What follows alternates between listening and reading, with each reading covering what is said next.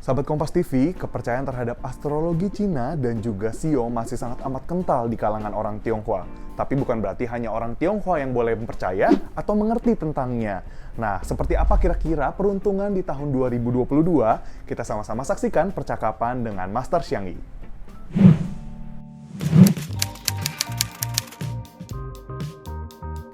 Jadi tentang Sio, saya perlu menjelaskan dulu bahwa ini adalah sebuah metode yang disebut hasta aksara. Disebut hasta aksara karena satu rumus itu terdiri dari 8 huruf ini, ya. Nah, metode hasta aksara itu sebetulnya adalah sebuah ilmu pencacahan data sebetulnya, ya. Jadi orang dulu itu mencatat segala sesuatu pertama-tama dengan membuat simpul pada tali, ya. Sesuai perkembangan zaman, ya simpul itu tidak efektif ditinggalkan, kemudian digantikan dengan memakai kode. Nah, memakai kode pada waktu itu sudah mulai muncul huruf-huruf, maka dibentuklah apa yang disebut 10 batang langit, ya, itu Jia Yi Ping Ting, Uji Kencing dan Gui. Jadi 10 batang langit itulah digunakan untuk pencacahan. Kemudian belakangan timbul lagi 12 cabang bumi, yaitu 12 Sio itu diambil juga untuk mencacah data. Jadi sebenarnya di dalam satu huruf, ya, yang disebut batang langit misalnya, yang atas ini batang langit misalnya, itu menyimpan sekelompok data. Di bawahnya cabang bumi juga menyimpan sekelompok data, ya. Jadi kalau kita bisa mengetahui data apa aja yang tersimpan dalam huruf ini, otomatis kita bisa tahu, oh ini format rumus ini bercerita tentang apa. Nah, jadi di dalam perkembangannya pada waktu Jin Chao itu berapa ribu tahun yang lalu lah, ya. Jin Chao itu mungkin 1000 lebih tahun yang lalu, ya. Nah, waktu Jin Chao ya, ada seorang namanya Li Xizhong. Li Xizhong itu kemudian menggabungkan data yang ada di tahun dengan data yang ada di bulan dengan data yang ada di hari. 3 pilar itu digabung, dijajarkan jadi satu. Kemudian memakai tahun itu sebagai day master. Karena tahun itu ada elemen dan ada sionya, maka dua ini yang ditonjolkan, elemen dan sionya. Itulah yang digunakan pertama kali dan berkembang sangat luas dan sangat disukai.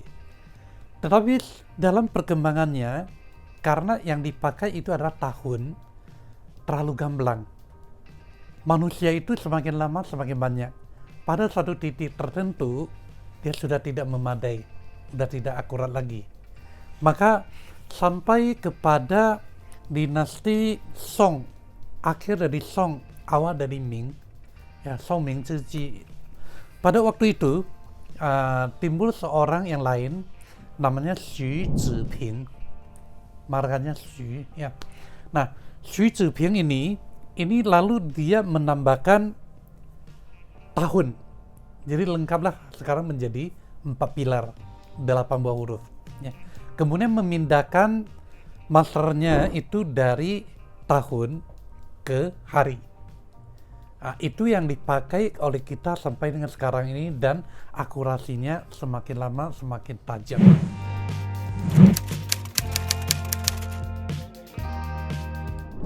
Jadi zodiak itu sama dengan Sio.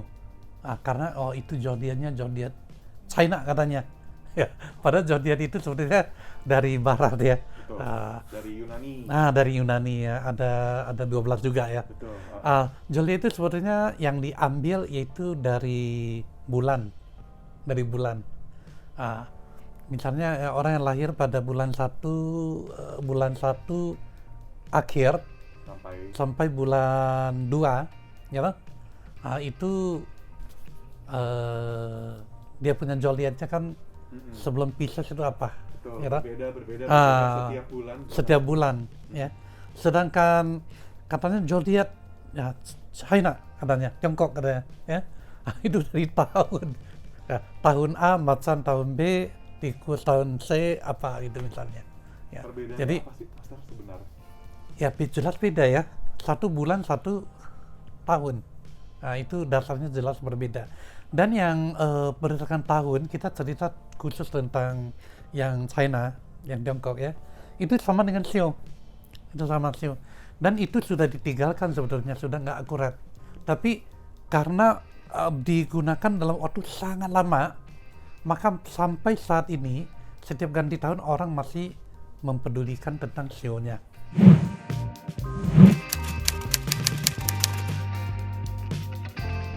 Jadi saya kasih tahu dulu ya tentang logika atau dasar kenapa orang mengatakan sio tertentu bagus, sio tertentu tidak bagus.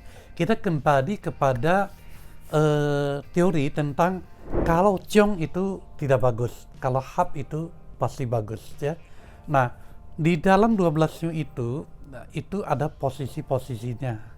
Seperti saya mengatakan tadi itu ada derajat-derajatnya ya. Tikus, ciong sama kuda, karena tikus itu ada di seberang kuda. Tikus 0 derajat, kuda ada 180 derajat, dan seterusnya ya. Kerbau sama kambing, macan sama monyet, dan seterusnya begitu ya. Nah, jadi kalau ciong dianggap jelek, oleh sebab itu tahun ini orang pasti mengatakan tahun ini tahun macan, so monyet pasti jelek karena di ciong. Jadi itu adalah logika dasar orang mengatakan hal itu. Sesungguhnya tidak boleh seperti itu. Semua orang itu mempunyai tanggal lahir masing-masing, harus presisi ya. Kalau misalnya kita mau di dalam pergantian tahun ya, sio ini selalu diangkat. Ya bolehlah kita juga angkat ya, tetapi jangan dijadikan patokan. Hanya bisa jadi semacam hiburan atau permainan. Boleh-boleh saja ya. Kalau saya itu biasanya menggunakan metode dari Cui Tausu ya. Cui Tausu itu karena dia ada pemetaan-pemetaannya. Jadi setelah dipetakan ya ada bintang-bintang yang lebih bagus itu ada berpusat pada sio apa. Nah, itu kemungkinan yang lebih bagus ya. Jadi tahun ini kalau dari versi saya itu yang bagus itu adalah macan itu sendiri ya, kemudian kelinci, lalu naga, kemudian kuda, kemudian ada tikus dan kerbau.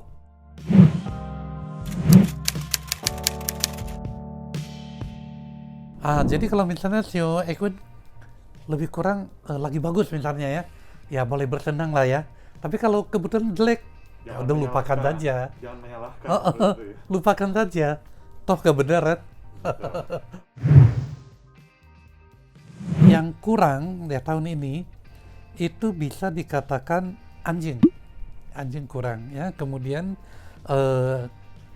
ayam sama babi itu juga ya biasa, agak-agak kurang lah. Kemudian yang agak baik lah ya, agak baik sedikit belum baik benar, itu adalah monyet, kambing ya, kemudian ular ya. Jadi ya seperti ini saya ada kasih kode, ada segitiga ini setengah-setengah. Yang centang itu adalah bagus ya. Bukan centang, yang bulat itu yang bagus ya. Baik yang bagus maupun tidak bagus ya. Jadi kita tidak membedakan yang tidak bagus saja ya.